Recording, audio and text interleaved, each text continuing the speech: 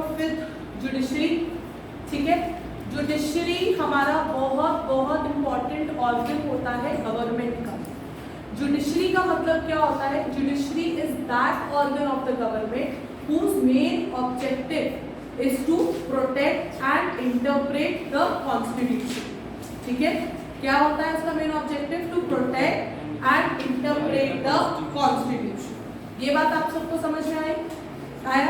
India के अंदर 3 tyre judicial system है। कैसा जुडिशियल सिस्टम है? 3 tyre judicial system. What is the meaning of 3 tyre judicial system? कि एपेक्स कौन होता है? यहाँ से हमारा एमसीक्यू का क्वेश्चन बनता है, which is the apex court of India. So which is the apex court of India? Supreme court. Supreme court के बाद आती है हमारी हाई कोर्ट, और उसके नीचे आती है हमारी subordinate. Very good. And these subordinate courts are further divided into civil courts and criminal courts. Civil and criminal courts. Is this clear है? आ गया इतना समझ? बेस बना चैप्टर का। ठीक है, अब हम लोग क्विकली सिर्फ और सिर्फ एग्जाम पॉइंट ऑफ व्यू से करेंगे क्या क्या चीजें इंपॉर्टेंट है, किस तरीके के क्वेश्चंस हैं। So we will divide the session into 2 parts. First we will do the conceptual clearing फटाफट क्विकली, और उसके बाद हम दूसरी चीज जो करेंगे वो देखेंगे क्वेश्चंस क्या क्या आ रहे हैं। Then our civics portion will be completed. Okay, and then we will move towards the history portion. Is this clear? All right. चलो शुरू करें। यहाँ पर समझ आ गया? Okay. All right. So name the organ of the government whose main function is to protect or interpret the laws. Judiciary. All right. Do we have single integrated judicial system in India? Yes. What is the meaning of single integrated judicial system in judicial system? इसका मतलब होता है कि जैसे executive है या legislative है, वो तो सेंटर और स्टेट गवर्नमेंट में डिवाइडेड है ना। सेंटर पे अलग होता है, स्टेट लेवल पे अलग होता है, लेकिन जो जुडिशरी होता है वो ओवरऑल इंडियन लेवल पे एक ही होता है। मतलब जो लॉज देहरादून वालों के लिए है वही लॉज केरला वालों के लिए है, वही लॉज तिरुवनंतपुरम वालों के लिए है। सुप्रीम कोर्ट का जो डिसीजन आएगा वो सबके लिए एक बराबर है। इज दिस क्लियर है? आई बात समझ में? हमारा कैसा है? Single integrated judicial system. ये बात सबको क्लियर आ गई? आया कि नहीं आया? इज दिस क्लियर है? अब आगे हम बात करते हैं। जब हम बात कर रहे हैं जुडिशरी की, तो सबसे पहले हम लोग बात करेंगे सुप्रीम कोर्ट। इसके बारे में बात कर रहे हैं हम लोग, Supreme Court. Is this clear to everyone? So what is Supreme Court? It is the apex. Apex means highest court of appeal. So the question comes, which is the apex court of appeal? What is the apex court of appeal, everyone? Supreme Court. Supreme Court is the apex court of appeal. Second thing that you need to know about is the composition of Supreme Court. Alright, so what is the composition of Supreme Court? ध्यान से 2 points है। ठीक है, the Supreme Court consists of how many judges? 30. Very good. So Supreme Court consists of 1 Chief Justice, or you can write Chief Justice. The Supreme Court consists of Chief Justice and 33 other judges. Is this clear to everyone? Very very important. Is this clear? Yes. Is this clear? Yes or no? Earlier it used to be 30, but it was increased to 33. So if a question comes, how many judges are there except the Chief Justice? 33 will be the right answer. Okay, 30 you will choose, and 33 is not at all in the option, and they have made a mistake. All right. Okay. Is this clear till here? Second thing that you need to know from composition topic itself is who can increase or decrease the number of judges. So who can increase the number? No, president is not the answer, beta. The answer is parliament. Is this clear in here? So who decides the salary of the judges of Supreme Court? Parliament. Who can increase or decrease the number of judges in Supreme Court? Parliament. Is this clear to everyone? Yes or no? First topic clear? Sure, 100%. Shall we move forward? Let's move towards the second topic. Is this topic clear to everyone? Clear? Let's move to next topic. Those who are online, is the topic clear? Topic is qualification. Next topic is qualification. भाई supreme Court का जज बनना है तो मुझे क्या क्या qualification चाहिए? You need to be very very specific while writing this answer. It is a very important question. a lot of chances are there कि ये क्वेश्चन आए. तो क्या क्या चाहिए हमें क्वालिफिकेशन में? देखो क्या है हम, हाँ वेरी गुड हमजा. हमें एक बात का तो ख्याल रखना ही रखना है, चाहे हम सुप्रीम कोर्ट का क्वालिफिकेशन लिखें चाहे हम हाई कोर्ट का क्वालिफिकेशन लिखें. One thing that we have to keep in mind, we will always begin our answer is in order to become the जज of supreme court a person besides being citizen of India needs to qualify the following. ठीक है, what are the following qualifications? What are the following eligibility? Number 1 should be judge of high court. Should be judge. Very good. Should be judge of high court. ठीक है, I'm writing HC right now. High court or two or more such court. Two or more such courts for कितना period? Such court for not less than या for minimum 5 years. ठीक है, for 5 years. कितने साल के लिए होना चाहिए? या तो हाई कोर्ट का या कोई भी दो अलग कोर्ट्स का जज होना चाहिए कॉन्सिक्यूटिवली. ठीक है, कॉन्सिक्यूटिवली का मतलब क्या होता है? बिल्कुल फ्लो में होना चाहिए, पूरे 5 साल इकट्ठे होने चाहिए. ये नहीं कि 2 साल था फिर नहीं था फिर 2 साल का, नहीं. हम कह रहे हैं एक साथ में 5 साल का जज होने चाहिए, या तो हाई कोर्ट में या फिर 2 और मोर अदर सच कोर्ट्स में for the period of how many years? 5 years. Is this clear? या तो ये क्वालिफिकेशन होनी चाहिए. फिर हम बीच में लगाते हैं और. देखिए प्रेसिडेंट के आंसर लिखते हुए हम बीच में और नहीं लगाते थे, पर सुप्रीम कोर्ट में आंसर्स लिखते वक्त हम और लगाते हैं क्योंकि one of the qualification satisfy होनी चाहिए. Is this clear to that? So what was the second qualification? Advocate of high court. Very good. Should be an advocate. ठीक है, वही of high court, same point है, of high court or 2 or more such courts.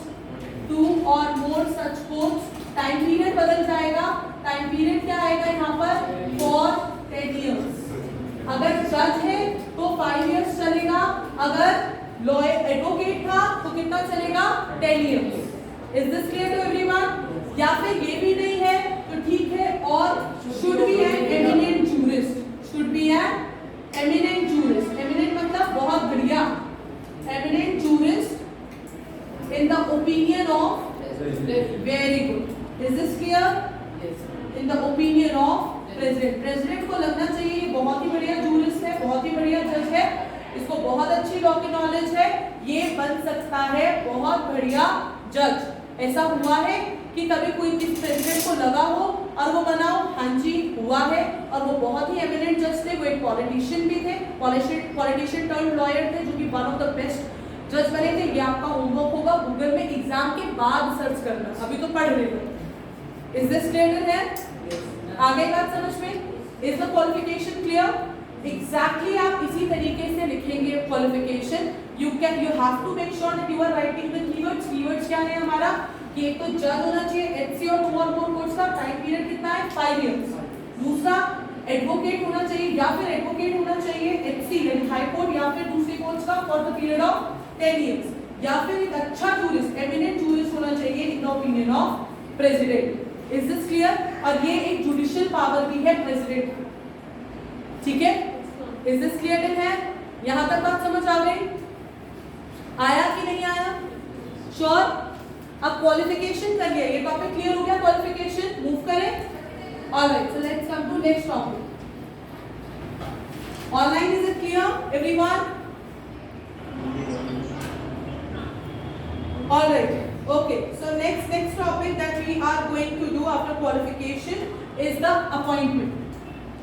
All right, so who appoints the judge of Supreme Court? President. ये तो हमने पढ़ा था president की एग्जीक्यूटिव पावर में भी पढ़ा था ना, that all the key posts are appointed by the president. तो सुप्रीम कोर्ट का चीफ जस्टिस हो या सुप्रीम कोर्ट के जजेस को कौन अपॉइंट करेगा? प्रेसिडेंट अपॉइंट करेगा. अब इसमें क्या समझिएगा, कैसे करेंगे?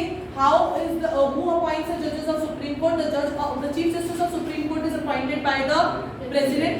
ठीक है. If the how are the judges of Supreme Court appointed? The judges of Supreme Court are appointed by the President on the advice of Chief Justice.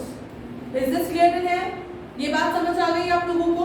एक कलीजियम सिस्टम भी मैंने आपको बताया था, उसकी अभी फिलहाल जरूरत नहीं है, अभी हम इतना ही कर रहे हैं. Is this clear in here? आ गई ये बात समझ में? चलिए आगे बढ़ते हैं. अपॉइंटमेंट के बाद आता है हमारा टर्म. कितना टर्म होता है सुप्रीम कोर्ट के जज का? 10. ध्यान दीजिएगा, बहुत बच्चे इसमें गड़बड़ करते हैं. आपसे पूछा जाएगा what is the term of जज ऑफ सुप्रीम कोर्ट, बच्चे लिख के आएंगे 65 इयर्स. बिल्कुल गलत. 65 इयर्स का टर्म थोड़ी ना होता है. टर्म होता है टिल ही और she attains the age of 65. जब तक वो 65 इयर्स के हो नहीं जाते तब तक के लिए वो जज है. आगे बात समझ में? 65 इयर्स के लिए जज नहीं है. इंग्लिश का खास ख्याल रखिए. Alright, is it clear in here? Is this clear in here? Please do keep this in mind. और हाई कोर्ट में क्या हो जाता है? 62 इयर्स हो जाता है. Is this clear in here? यहां तक समझ आया सबको? ओके, नेक्स्ट हम लोग जो टॉपिक कर रहे हैं वो है जूरिसडिक्शन. जूरिसडिक्शन का डेफिनेशन आपको आना चाहिए और तीनों टाइप ऑफ जूरिसडिक्शन पता होनी चाहिए. क्वेश्चन किस तरीके से बन सकता है? क्वेश्चन डायरेक्ट भी बन सकता है, ओरिजिनल, एपेलेट और एडवाइजरी जूरिसडिक्शन एक्सप्लेन करने को आ सकता है, या फिर आ सकता है what are the functions of supreme court, what are the powers of supreme court, what are the jurisdictions exercised by supreme court. रिश्ता वही, सोच नहीं. इज दिस क्लियर है? आगे बात समझ. पावर पूछे तो भी हमें यही लिखना है, फंक्शन पूछे तो भी हमारा यही आंसर है, और जूरिसडिक्शन पूछे तो हमारा को गारंटीड है कि यही आंसर है. Is this clear to everyone और do you have any doubts? Doubt है कोई? श्योर? फैज आपका कोई डाउट बेटा? यहाँ तक क्लियर है? बताओ मुझे फटाफट से कितने जूरिसडिक्शंस होते हैं. तो पहली बात तो हम देखते हैं जूरिसडिक्शन का मतलब क्या होता है. What is jurisdiction? The right of the supreme court to carry out judgement. Right of supreme court या power of supreme court to carry out judgements, यानी कि फैसला सुनाने का जो राइट है, ठीक है, उसको हम क्या बोल रहे हैं? जूरिसडिक्शन. तो right of supreme court to exercise और carry out judgement. Is this clear in here? This can be an MCQ question again, right? How many jurisdictions are there? 3 jurisdictions. What are these 3 jurisdictions? Original, appellate. Very good. Original, appellate, advisory. जैसा नाम वैसा काम, ठीक है? जैसा नाम वैसा काम. Original jurisdiction का मतलब क्या हुआ? All those cases which are directly, which originally comes to the Supreme Court, which can directly come to the Supreme Court, lies under the original jurisdiction. Is this clear to everyone? वो सारे cases Devansh जो सीधा मतलब originally बिल्कुल सीधा सीधा supreme court में आ सकते हैं. अब तुम बोलोगे मैम ऐसे कोई भी केस आ सकता है? नहीं, ऐसा नहीं पॉसिबल होता है, क्योंकि हमारा जुडिशियल सिस्टम कुछ इस तरीके का है कि उसके एक प्रोसेस होता है. प्रोसेस क्या होता है कि पहले सबऑर्डिनेट कोर्ट में जाता है मामला, फिर हाई कोर्ट में जाता है, फिर जाके सुप्रीम कोर्ट में जाता है, राइट? बट कुछ ऐसे केसेस होते हैं जो कि डायरेक्टली किसके पास जाता है? सुप्रीम कोर्ट के पास जाता है. तो original jurisdiction means the power to hear and determine the dispute in first instance. क्या है हमारा? Hear and determine,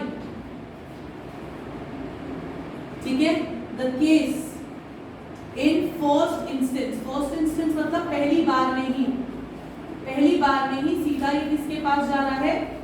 supreme court के पास जा रहा है. ऐसे कौन से मैटर्स होते हैं? सबसे पहले, yes, if there is a rift, if there is a conflict between whom? If there is a conflict between union and state, okay, cases of conflict between union and state. इस पे question ये भी आ जाएगा, name 3 cases which comes under the original jurisdiction of Supreme Court.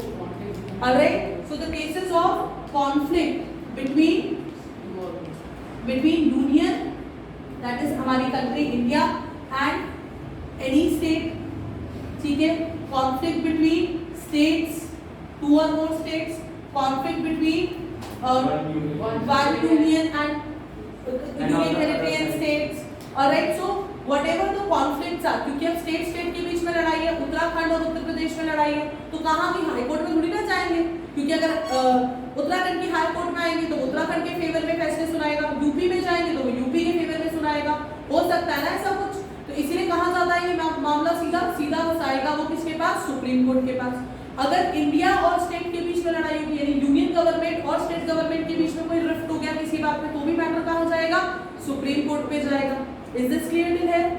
दो से ज्यादा states और union के बीच में रिफ्ट हो गया तो भी ये मैटर कहाँ जाएगा, सुप्रीम कोर्ट पे जाएगा। Is this clear? आगे बात समझ। उसके बाद ओरिजिनल ज्यूरिसडिक्शन कॉन्फ्लिक्ट्स में तो है ही है, साथ ही साथ ओरिजिनल ज्यूरिसडिक्शन कहाँ पर होता है बच्चों, ये तीनों एक ही पॉइंट माना जाते हैं। खुश मत हो जाना ये 3 पॉइंट लिख के कि हम 3 पॉइंट्स लिख के आ गए हैं, ठीक है, ये तीनों एक ही पॉइंट माने जाएंगे। अब दूसरा पॉइंट अब शुरू हो रहा है। दूसरा पॉइंट क्या होता है, on the matters which is related to interpretation of the constitution, जहां पे हमें कॉन्स्टिट्यूशन को इंटरप्रिटेट करने की जरूरत है। क्यों? क्योंकि supreme court is the final interpreter of the law, ठीक है। इंटरप्रिटेशन मतलब कॉन्स्टिट्यूशन को समझाना पड़ रहा है, लॉ को देखना पड़ रहा है कि भाई सरकार ने लॉ तो बना दिया, क्या ये वैलिड है कि नहीं है अकॉर्डिंग टू द कॉन्स्टिट्यूशन, कौन बताएगा ये बात, फाइनल फैसला कौन लेगा, सुप्रीम कोर्ट लेगा। Alright, so any case where interpretation of law is required, क्या interpretation of law is required. Is this clear?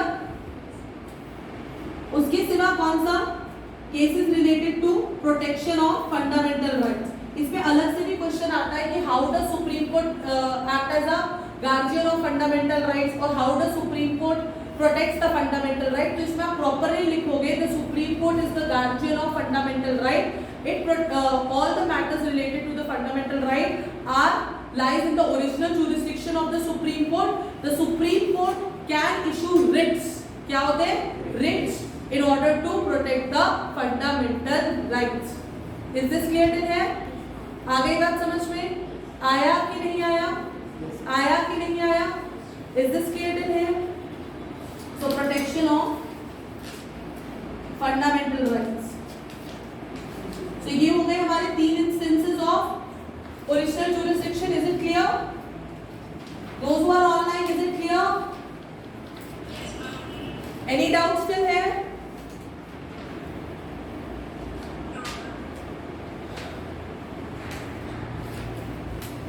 Now, what is appellate jurisdiction? तो कई बारी we are not satisfied by the decision taken by the lower courts. ऐसा होता है कि कई बार lower court ने कोई डिसीजन लिया, हाई कोर्ट ने कोई डिसीजन लिया और जिसके अगेंस्ट डिसीजन लिया supreme the person the victim या अक्यूज्ड, आप जो भी बोल लीजिए, वो सैटिस्फाइड ही नहीं था, उस डिसीजन से वो सैटिस्फाइड ही नहीं था। तो उस केस में वो क्या कर सकता है, क्या वो अपील कर सकता है सुप्रीम कोर्ट पे, कर सकता है। और ये जो पावर होती है जिसमें सुप्रीम कोर्ट क्या करता है, हेयर करता है, ग्रांट करता है स्पेशल लीव या ग्रांट करता है special leave to the appeal against the judgment delivered by any court, उसको हम बोलते हैं एपिलेट ज्यूरिसडिक्शन। ऑलराइट, तो क्या कीवर्ड रहेगा, appellate jurisdiction refers to the power of the supreme court where supreme court provides special leave, keyword special leave, ठीक है, क्या प्रोवाइड करता है, special leave to against the judgment. Alright, special leave to appeal against the judgment delivered by any other court, any other lower court. Special leave to क्या बोला, special leave to appeal against, आपके पास provision है कि आप appeal कर सकते हो against any judgment of the lower court. Is this clear till है? आगे बात समझ, special leave to appeal against judgment of lower court. ये बात क्लियर हो गई सबको? Is this clear to everyone? अब ये जो एपिलेट ज्यूरिसडिक्शन है वो कौन से केसेस में होता है, सिविल केसेस में, ठीक है। सिविल केसेस कौन से होते हैं, जो प्रॉपर्टी से रिलेटेड केसेस हो गए, डिवोर्स केसेस हो गए, ये सब सिविल केसेस में आते हैं, ठीक है। क्रिमिनल केसेस कैसे हो गए, डकैती, मर्डर, थेफ्ट, ये सब क्या हो जाते हैं हमारे criminal cases. Is this clear till है? आ गई ये बात समझ में? और फिर आता है हमारा एडवाइजरी ज्यूरिसडिक्शन। नाम क्या है उसका, एडवाइस करना। नाम क्या है उसका, एडवाइस करना। किसको एडवाइस करता है भाई, गवर्नमेंट को एडवाइस करेगा, प्रेसिडेंट को एडवाइस करेगा, कौन एडवाइस करेगा, सुप्रीम कोर्ट करेगा। अब सुप्रीम कोर्ट है तो कैसे मैटर्स में करेगा, करेगा? फाइनेंशियल मैटर पे तो करेगा नहीं, किसमें मैटर में करेगा? लीगल मैटर पे करेगा। So what is advisory jurisdiction? The power of the supreme court या the supreme court advises the president on legal matters, ठीक है? Such power is called as advisory jurisdiction. But क्या जरूरी है प्रेसिडेंट का advice मांगना? No, the president can or cannot accept that advice. The president is not bound to accept the advice of the Supreme Court. Is this clear till here? आगे बात समझ में कि नहीं आई? आया? तो एक बार क्विक रिवीजन। ओरिजिनल ज्यूरिसडिक्शन मतलब ओरिजिनल नाम क्या है? ओरिजिनल, वो सारे केसेस जो ओरिजिनली सुप्रीम कोर्ट में जाएंगे। Is this clear till here? पहली हेयरिंग में ही वो सुप्रीम कोर्ट में चले जाएंगे, original jurisdiction. Is this clear? Appellate जो अपील होके आए हैं, कहां से आए हैं? लोअर कोर्ट से अपील होके आए हैं। Is this clear? एडवाइजरी मतलब एडवाइस कर रहा है, किसको एडवाइस कर रहा है? एडवाइस कर रहा है प्रेसिडेंट को, ठीक है? उसको हम क्या बोलेंगे? Advisory jurisdiction. Is this clear till here? कैसी एडवाइस करेगा? लीगल एडवाइस करेगा, कोर्ट है वो, ये थोड़ी ना कहेगा कि भाई है ना कि आपने इंजेक्शंस लगवा लिए कि नहीं लगवा लिए, है ना? Alright, is this clear till here? आ गई ये बात समझ में? Is this clear to everyone? Yes or no? ये टॉपिक क्लियर है सबको? अच्छे से very important question can come. कैसे आ सकता है क्वेश्चन? एक तो वो पूछ सकता है कि ओरिजिनल ज्यूरिसडिक्शन एक्सप्लेन कर दो, या वो पूछ सकता है 3 केसेस बताओ ओरिजिनल ज्यूरिसडिक्शन के, एपिलेट ज्यूरिसडिक्शन समझा दो, ठीक है? कब होता है एपिलेट ज्यूरिसडिक्शन? एडवाइजरी ज्यूरिसडिक्शन क्या होता है? फंक्शन बता दो, ज्यूरिसडिक्शन बता दो कितने होते हैं। Is this clear to everyone? Yes. आगे बात समझ में? Shall we move on? अभी तो आगे आएंगे, इसके बाद है वो टॉपिक, ठीक है? इसके बाद है वो टॉपिक। यहां तक टॉपिक क्लियर था? करेंगे रिवाइजरी भी करेंगे, डोंट वरी, कुछ भी छूटेगा। नेक्स्ट टॉपिक है जुडिशियल रिव्यू। एक चीज होती है जुडिशियल रिव्यू और एक चीज होती है रिवाइजरी ज्यूरिसडिक्शन, ठीक है? एक चीज होती है जुडिशियल रिव्यू और एक चीज होती है रिवाइजरी ज्यूरिसडिक्शन, ठीक है? Is this clear? क्या डिफरेंस है दोनों में? कि अब हो सकता है सुप्रीम कोर्ट क्या है तो एक लोगों की बनाई हुई बॉडी, गलतियां तो सबसे होती है, to err is human, to forgive is divine, right? तो गलतियां तो सुप्रीम कोर्ट से भी हो सकती है, या हो सकता है उस समय लैक ऑफ एविडेंसेस की वजह से कोई केस में फैसला कोई भी कुछ भी आया, बट अब एविडेंसेस हैं या अब उस जो भी उन्होंने फैसला सुनाया था उसको रेक्टिफाई किया जा सकता है। तो रिवाइजरी का मतलब क्या होता है? रिवाइजरी मतलब एक डिसीजन ले लिया, अब उसे रिवाइज कर रहे हैं कि ठीक है कि नहीं है, ठीक है तो चाहिए, सही बात है, और नहीं है तो चलो रेक्टिफाई कर देते हैं। तो इस ज्यूरिसडिक्शन को हम क्या बोलते हैं? इस पावर को सुप्रीम कोर्ट को क्या बोलते हैं हम? Revisory jurisdiction. So what is revisory jurisdiction? It is the power of the supreme Court, it is the power of the supreme court to review any judgement और order made by it with a view of removing any mistake. So what is revisory jurisdiction? Power of Supreme Court to review, क्या करना है? To review any judgment, कोई भी judgment मैंने बनाई थी उसको क्या कर रहे हैं? Review कर रहे हैं। Review any judgment of Supreme Court with aim क्या है? मकसद क्या है? With the aim to remove mistakes if any. इसको हम क्या बोलते हैं? Revisory jurisdiction. गलती हो गई, चलो सुधार लेते हैं। आ गई बात समझ में? आया कि नहीं आया? रिवाइजरी ज्यूरिसडिक्शन में से आर्टिकल 137 के अंदर आता है, याद रहा तो लिख देना कि under article 137 the supreme court has the power to review any judgment with an aim to remove the mistake. This is called as the revisory jurisdiction. आगे बात समझ में? गलती हो गई, सुधार लेते हैं, रिवाइजरी। आगे बात समझ में? अब आता है हमारा जुडिशियल रिव्यू। क्या कर रहे हैं हम लोग? Judicial review. देखो कल के पेपर में कंफ्यूज मत होना रिवाइजरी और जुडिशियल रिव्यू, ठीक है, advisory, revisory, appellate, original, Supreme Court का। जुडिशियल रिव्यू, रिव्यू क्या मतलब क्या हुआ, किसी और को हम रिव्यू कर रहे होते हैं, हम देख रहे होते हैं भाई तूने ठीक काम करा कि नहीं करा। अब जुडिशियल रिव्यू में क्या करता है, सुप्रीम कोर्ट रिव्यू कर रहा है कोई भी एक्ट, कोई भी लॉ जो पास करा है किसने, पार्लियामेंट ने, क्या वो ठीक है कि नहीं है। क्यों, क्योंकि सुप्रीम कोर्ट तो फाइनल इंटरप्रिटेटर है लॉ का, वही तो बताएगा कि भाई ये लॉ के अकॉर्डिंगली है कि नहीं है। और अगर उसे लगता है कि कोई भी लॉ कॉन्स्टिट्यूशन के अकॉर्डिंगली नहीं है तो उसको क्या डिक्लेयर कर दिया जाता है, नल या फिर void. Is this clear to everyone? What is the meaning of null और वॉइड? उसको अमाननीय, यानी कि this is not valid, it is not valid. Is this clear in here? Null और वॉइड या फिर ultra vires. Is this clear in here? आगे बात समझ में। So what is what is the judicial, what do you understand by judicial review? दो pointers लिखेंगे। पहला पॉइंटर आपका आंसर में यही होना चाहिए, Supreme court is the final interpreter of the constitution, its decision are final if it has the power to review. क्या है judicial review? Power to review क्या, जजमेंट्स, ठीक है, या लॉज पास बाय लेजिस्लेचर, ठीक है जी, पास बाय लेजिस्लेचर, ठीक है। Alright, if the supreme court finds, ठीक है, इसमें जरूर पार्ट लिख लीजिएगा कि if the supreme court finds that anything was against the constitution, the supreme court has the power to declare it.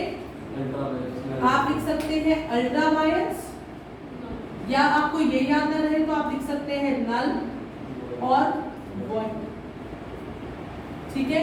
या फिर अगर ये दोनों वर्ड्स भी बिल्कुल याद नहीं आ रहे आपको तो आप लिख दीजिएगा इनवैलिड, ठीक है। इन केस ये याद रहा तो बहुत अच्छी बात है, ये याद नहीं रहा तो ये याद रख लीजिएगा। ये भी याद नहीं आ रहा, कभी कभी हम ब्लैंक आउट हो जाते हैं, तो आप याद रख लीजिएगा इनवैलिड। आ गई बात समझ में? Yes sir. हाँ जी,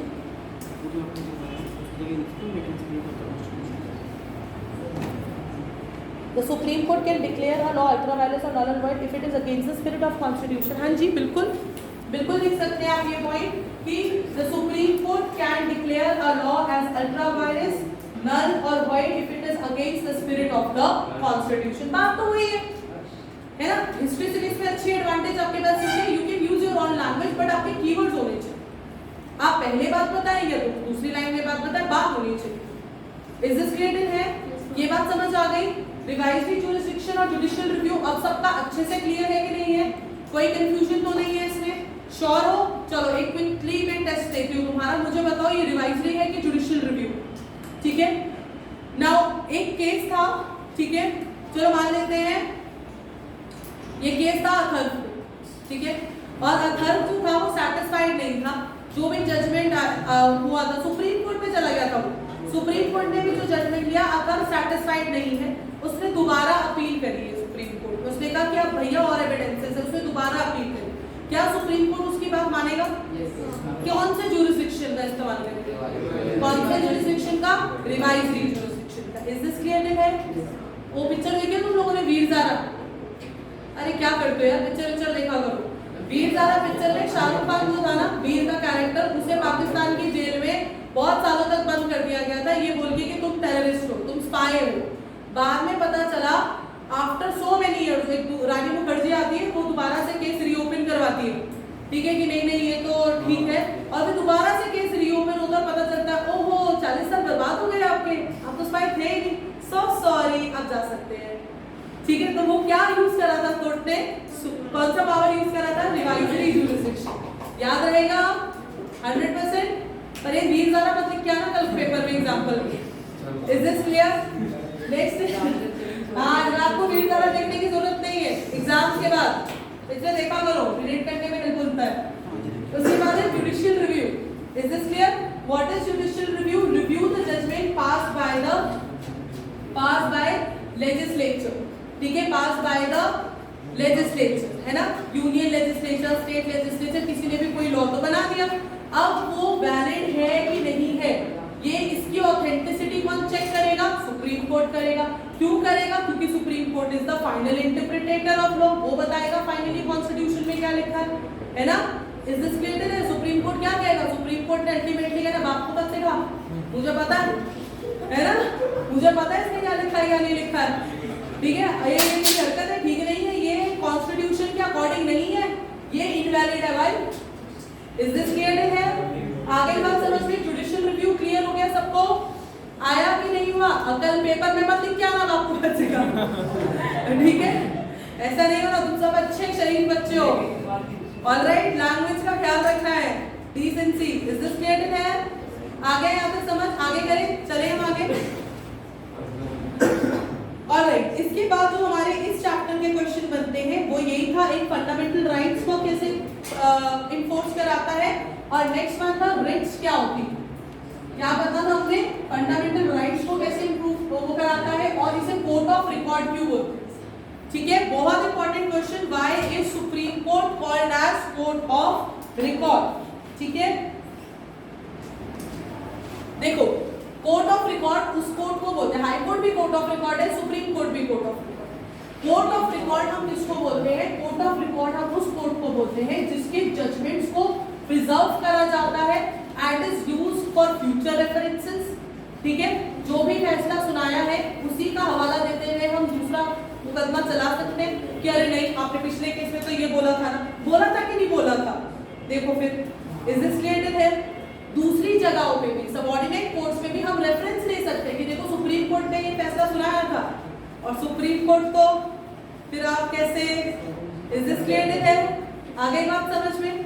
दूसरी चीज, कोर्ट ऑफ रिकॉर्ड क्या कर सकता है? कोर्ट ऑफ रिकॉर्ड अगर कोई भी ब्रीच या मिसकंडक्ट करता है कोर्ट का, उसको पनिश कर सकता है। इज दिस क्लियर है? आगे बात समझ? So question आएगा, why is Supreme Court called as court of record? Because its judgments are recorded for evidence and testimony. क्या याद रखेंगे? Why is it called as court of record? Basic answer, keyword, because its judgments, इसके जो भी फैसले होंगे, judgments are recorded. Its judgments are recorded as evidence and testimony. जैसे अभी फिलहाल क्लास में हो रहा है, all the class is recorded for evidence and testimony, कि अगली बार कुछ मैंने बोल दिया तो तुम बोल दोगे मुझे वीडियो दिखा के, अरे नहीं मैम आपने तो बोला था, देखो सबूत है हमारे पास, है कि नहीं है? तो अब तो मैं कुछ ऐसा बोल भी नहीं सकती, तुम्हें सारा सही सही पढ़ाना पड़ेगा, है ना? Alright, so court of record, why is it called as court of record? Because why is it called as court of record? Because its judgments are recorded. Please underline this thing, recorded for evidence and testimony. Is this clear in here? अगर बिल्कुल याद ना आए ये answer, नहीं याद रह रहा है एविडेंस और टेस्टिमनी, आप ये लिख दीजिएगा, judgment are recorded for future references, ठीक है? इतना तो याद रख ही सकते हैं।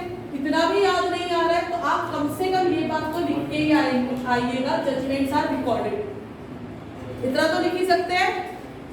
और अगर इतना भी याद नहीं रहा तो याद कर लो बेटा। इज दिस क्लियर है? आगे बात समझ में?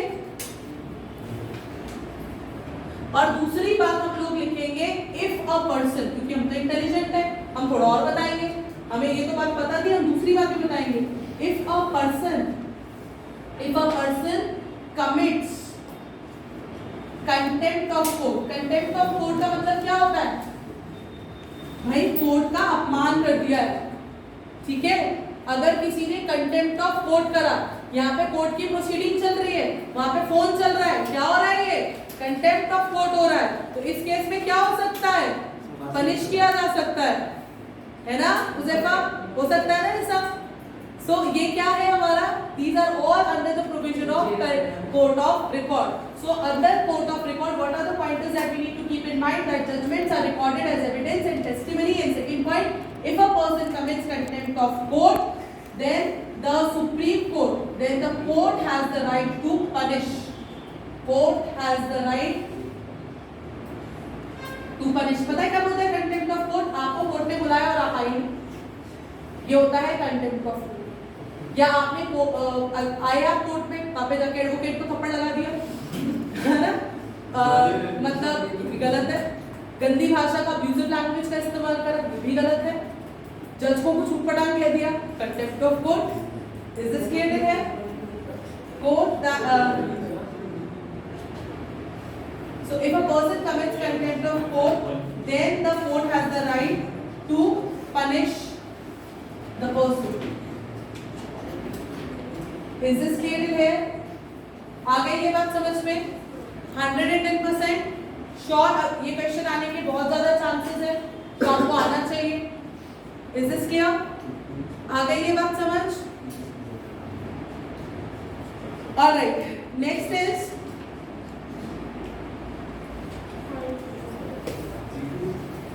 fundamental rights. Why Supreme Court is known as the guardian of fundamental rights? What are why Supreme Court known as guardian of fundamental rights? One, because Supreme Court protects the fundamental right. If the fundamental right of any person is violated, then the person can directly appeal to the Supreme Court. Alright, the Supreme Court can issue writs in order to protect the fundamental rights. इसी बात से आपको पता होना चाहिए Ritz क्या होती है। रिट्स क्या होती है? लीगल ऑर्डर्स, ठीक है, legal orders by the supreme court. Okay, legal orders issued by the supreme court. Is this clear? Yes. Is this clear? Yes और नो? Yes. अच्छे से कि नहीं? हाँ ना तो बोल दो।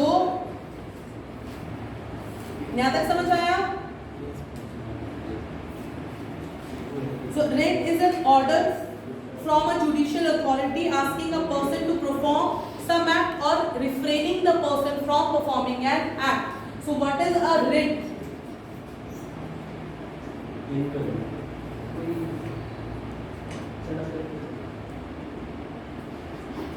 Alright, writ क्या होता है?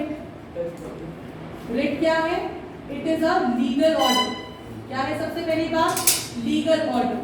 कौन इशू करता है इस लीगल ऑर्डर को? इशूड बाय या तो सुप्रीम कोर्ट कर सकता है या हाई कोर्ट कर सकता है। So it is a legal order issued by high court और सुप्रीम कोर्ट। रेफरेंस देख लेना, अकॉर्डिंगली आंसर करना। हाई कोर्ट और सुप्रीम कोर्ट, ठीक है। ऑर्डरिंग, इजी भाषा में ordering to perform an act, या तो काम करो या फिर ये काम मत करो।